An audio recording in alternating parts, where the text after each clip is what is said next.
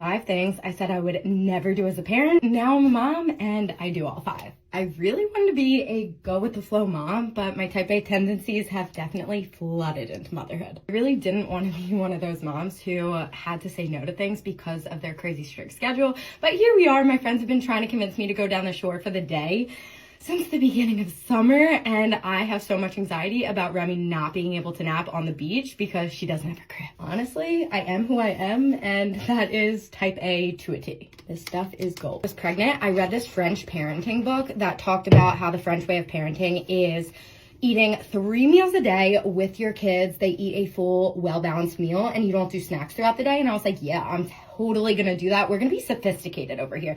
Absolutely not. Yeah, wait until that 15-month mark comes around. Now we're just eating to survive. We're mostly living on snacks. She would starve herself if I didn't give her her favorites. I don't like to admit this one because I feel like it makes me sound like a monster, but I cannot stand listening to kids' music. I swore to myself that in the car we would be playing good music, not Miss Rachel playlist. But let me tell you, Miss Rachel playlist is way better than hearing your toddler scream the whole entire way to wherever you're going.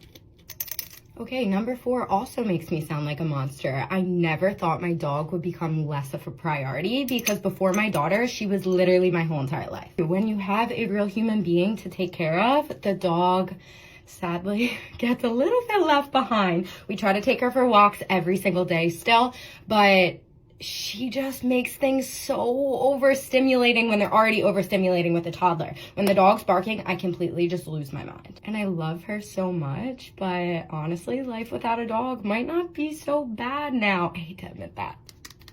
I was one of those girls who used to travel internationally 1 to 2 times a year, and I said when I have kids, there was no way that would stop. Okay.